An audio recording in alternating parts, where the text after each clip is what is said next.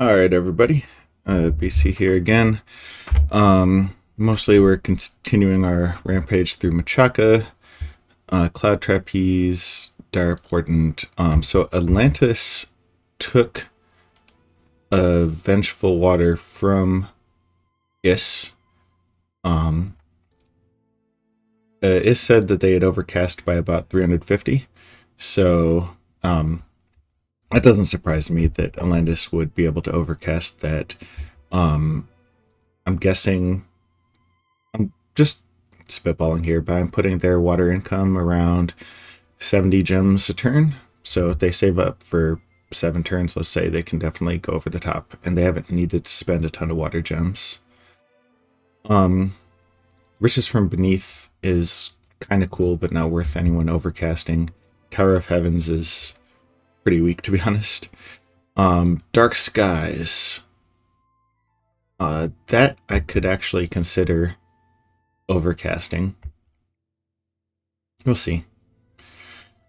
If I'm gonna overcast something, it's probably gonna be to grab something from Is. I'll just hang on to some air gems and see where things take me. I can always summon slots or save them up. Ashad has Gift of Health, and he's made it clear that's not going anywhere just in terms of the volume of overcast. Mother Oak is going to drop at some point, and then that might also create an opportunity. So those are some of the things happening in the global world. Sorry about that phone buzzing. So Shaitan's, Voice of Absu, Dark Knowledge. I think that we didn't find very much. Teleported, Unleash the Archers back home. He is saving up for a turn, but I was looking through summons, and what I really need is more Astral. And there are two ways to get Astral: Golems and Ether Lords. I mean, I can also do Lang Spiders, but they're awkward because they don't have a body. Like, they're really good to have in your communion, but their capabilities are limited. So, I already have the tech for Ether Lords, but they cost a 65. 20% discount means that's still 52. So I'm just going to be saving up pearls and summoning Ether Lords. Why do I want Ether Lords? Well, Ether Lords can cast Gateway natively. All they need is an Astral Hat, which means that I can relocate my actual army to follow along with my just wherever I need to go. As I've made it pretty clear, I'm all about mobility, and if I can basically park this army with all these children of Tiamat and all these sacreds, if I can just park them in, say, this, well, not this wood here, mainly because that's a usability frustration, since here's where I'm amassing my devils, but maybe I'll park them in the Pepper Plain here, and then just send them out wherever they need to go. Because then it's one gateway to get them to Africa. It's one gateway to get them to back to the Middle East. I guess this is the Middle East. It's one gateway to get them to, I don't know, Iran. This map is weird. So let's have this guy go somewhere else. He can patrol somewhere. That's the plan with Unleash the Archers and Ether Lords. Arcane Probing, found nothing. Blah, blah. So, we did get the, Ryuga Joe shared the magic income, the graph, and I'm third on that, so that's a nice spot to be. Alright, Cloud Trapezed and a couple of Afrits. And here's the army they're going up against. Wooden Warriors, which is definitely not a smart move versus Afrits. This guy has no morale boosting gear and 16. This guy is 15, but he's got a Flesh Eater. So we do a little bit of burning, we fly to the back, and they're already routing. Basically, enough casts of panic or frighten or whatever you want to call it happened. Like, there isn't even any actual fear in this army, but their native morale is low enough that they got spooked anyways. So that's awkward. I've been doing some research into morale boosters to try to combat this problem, recognizing the fact that I really want the Iron Face. Iron Skin just makes such a big difference for these Ifrits, but I also want them to stop running away. So I'm Cloud Trapezing some replacements in again this turn. That's going to be this guy and this guy. So what's he doing? He's got morale boost from Red Dragon Scale Mail, and it's only +4, admittedly, but I'm hoping that that makes a concrete difference, because once he actually gets wounded, then Berserk will take effect, and then we're good to go. He just needs to get that initial poke and without panicking. Meanwhile, for this guy, he's got a Flesh Eater as well. He doesn't have any morale boosters, but I took away his Vine Shield. So that'll make him more vulnerable to crowds, although I'm not too worried about a crowd of spiders. But I'm hoping that the little bit of chip damage actually helps him, because it leads to him berserking with the Flesh Eater. So I'm trying these two approaches. If you see something obvious I missed, then let me know. I didn't want to use flame helmets because they conflict with the Iron Faces. I could make more Dragon Scale Mail and go for morale that way, but I also need some source of regen, so that conflicts there. I could put the regen in the miscellaneous slot, but then some of the other morale items are also miscellaneous. So, like, I've made a couple of these Bear Claw Talismans, which I might as well make another one. But they, because they're very cheap and they can be useful. The plus strength and the plus morale are solid, and they're ultra cheap. Let's have you go there. Why not? So we'll see. We'll see. It doesn't matter too much in the grand scheme of things, but I definitely want to cheese this army rather than like dropping a bunch of devils on them, because I don't want to lose a bunch of devils if I don't have to.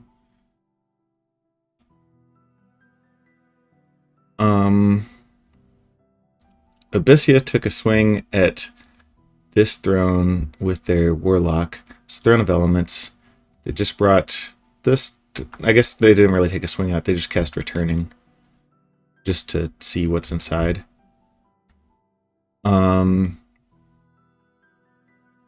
Plagia's got oh shit. Here's my Blood Slave income these days. Got about 140, a little over 200. Assassinate a Sorcerer. Battles. I think this was again Uruk trying to just retreat from the advancing end. So why did a bunch of them die? The Fiends of Darkness caught them this time. That'll do it. Yeah, they're just feasting on whoever wasn't quick enough. So it makes sense why Uruk would want to retreat these guys, but they were only able to escape with half of them. Ashdod clearing out some knights. Uruk taking another peek at the Ashdod force. I don't think that they did a gem bait here. Well, this is another reason why I'm making like all these cheap items.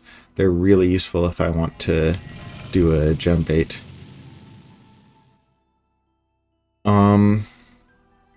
Yes, that's a missed opportunity. Did Ashdod actually have any gems worth baiting? The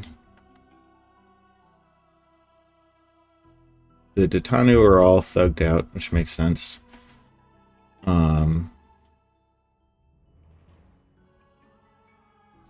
Baal's Vapors Caster. Yeah, these enchantresses are definitely baitable. Coins don't have paths. Some of these guys do. Yeah, so missed opportunity for Uruk to just load that up with some cheap stuff and gem bait. What would I even gem bait with? I've got these bear claws, got the helmet, maybe some pills. Oh, I still have Rings of Warning I'm not using.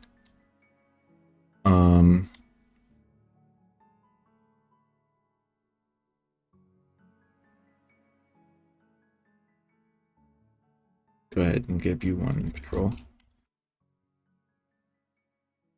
Yeah, should probably have a couple more cheap things just for... Yeah, doesn't hurt to have these rings, and they're also useful for gem baiting. This guy's gonna die soon, so I'm gonna need to summon a new blue cap, which is fine. Where am I at in terms of temple count? Oh, hey, I can make another sacred. So I guess 21 temples. Cool, cool, cool. 4 more temples means I get another holy point for just spamming out gen cards, which is basically the only troop that I'm making. Am I gonna build 4 more temples? Well, there's 1, 2, 3, 4 Nabah fort or Machaka forts, so let's go with yes.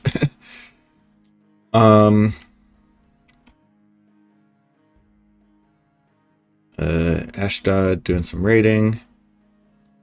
Shiniyama is still barely alive, I guess.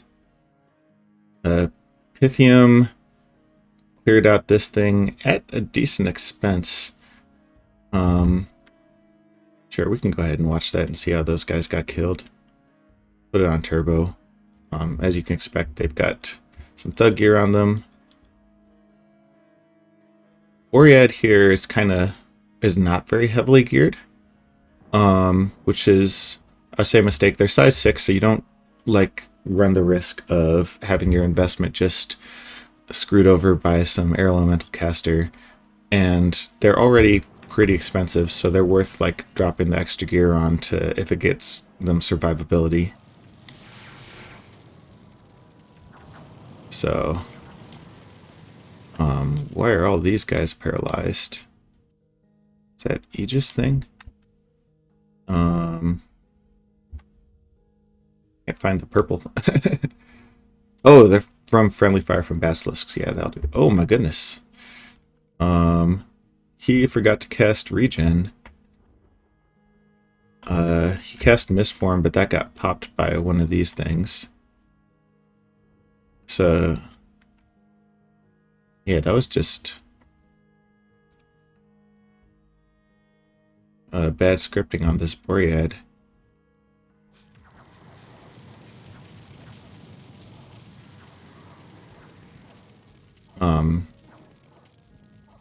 Meanwhile, this guy, Pythium is really not investing into Iron Faces. Huh. He also has Phoenix Fire, but he doesn't have Reinvigoration. It's just a few indies, so it doesn't really matter, but some interesting choices there. Clean this up. Pythium took another swing at this before turning tail from all the nightmares. Machaka's got their dragon flying around. That guy's over here. So we'll go ahead and have Boread versus dragon, and we'll see how that goes. Boread he hits really hard. And he does have the lightning. He only has 10% regen, and these are not the best paths for doing this. But we'll see. We will see. How much fire resistance does he have? None. That's a big problem. There's a good chance that he just burns alive if the dragon stays there.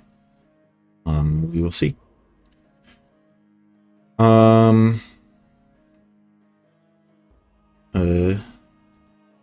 Earth Gnome, Titanu got intercepted. Here, Machaka sent a couple of these little perps. I don't know what's going on here. I just put in 6 PD. Yeah, I guess he just summoned a bunch of skeletons and that kept the PD busy. Sure.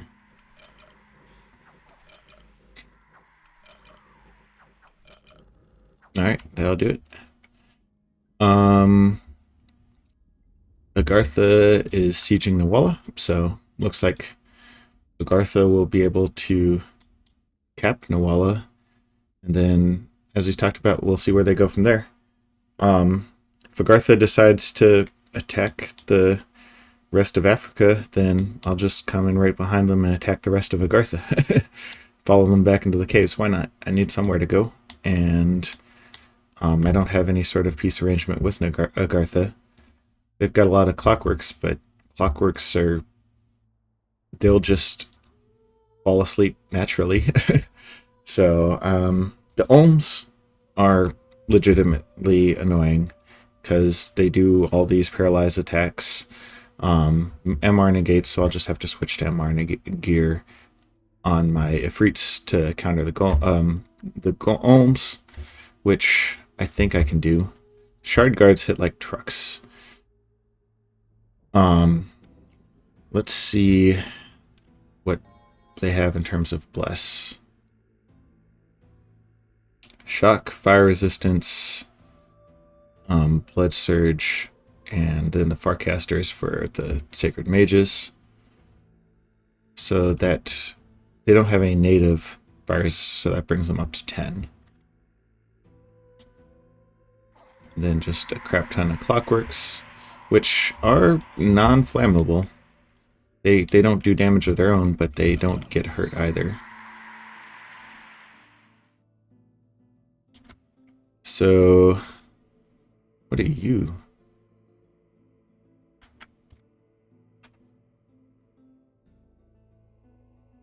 I don't know exactly what you do. I should buy one of these from Vanderlog. And then Hydromancers, they can get their rain. Like, overall, this is a scary army, don't get me wrong. And maybe I'm not in a position to just cheese it. How would I fight it, I guess? This army is pretty vulnerable to foul vapors. Is that true? Poison resistance 15, maybe it isn't true. Where are they getting? Do the shard guards just naturally have poison resistance?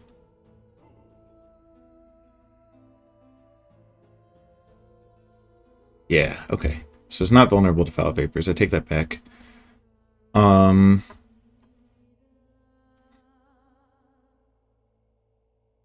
I could still drop a lot of fire on the living troops.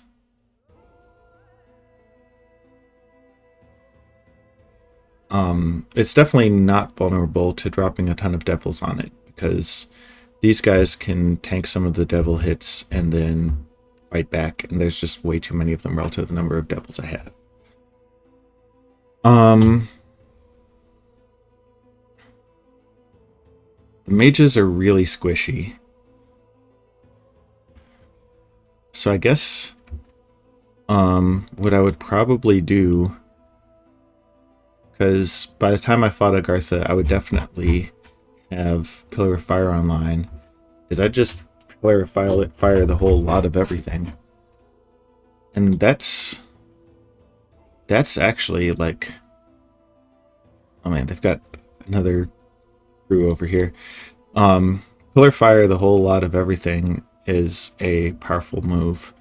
Depending on where I do it, it could also be like script a bunch of Ifrits and Malika to do action 1, Pillar of Fire, action 2, retreat, and then they'll just burn a bunch of stuff without like any danger to themselves, because they'll just fly retreat. Provided they don't retreat into enemy territory. So that might be the call if I end up fighting this army. We'll see. Because I can do that, like a couple cycles of that to soften it up, and then actually fight it with a lot of the mages being dead. But who knows if I'll even end up fighting that. Pythium raiding. Nuala not dead yet. A good number of mages left. Banderlog took a swing at these indies. So here's what the Banderlog army looks like. A lot of sacreds. The Tiger Riders have kind of eclipsed their usefulness at this stage of the game, but the white ones and the Gandharvas are still... the Gandharvas kind of took their place and they're really good. Brought some Azure Mages here, which I guess they ended up soaking up the Springhawks.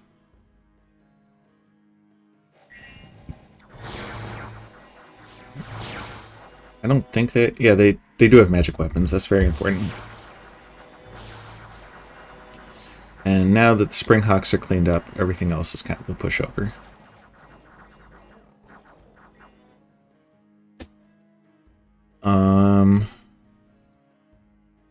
Uruk's army.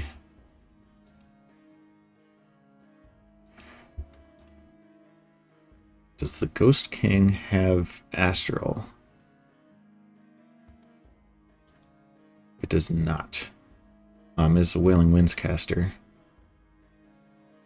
So this guy is very vulnerable to what's it called?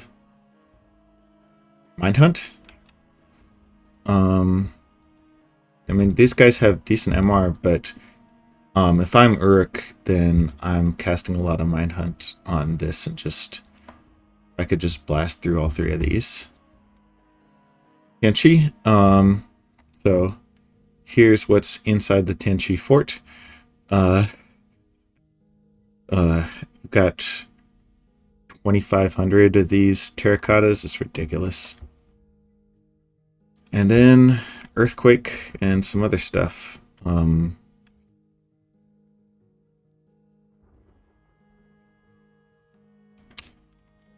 So, yeah, we're still walking through Menchaca. We've got peace with Atlantis. I already talked about how I'm monitoring the situation with Agartha here. Because if Agartha captures all this and then I could like recapture all of that, that could be a good opportunity for me. And I think I've got a plus matchup versus Agartha. Looks like there will be a big cataclysmic battle here in the grasslands, and I very much want to see it. And then Calum. Calum doesn't actually really border Uruk. So it'll be interesting to see what they choose to do with this army.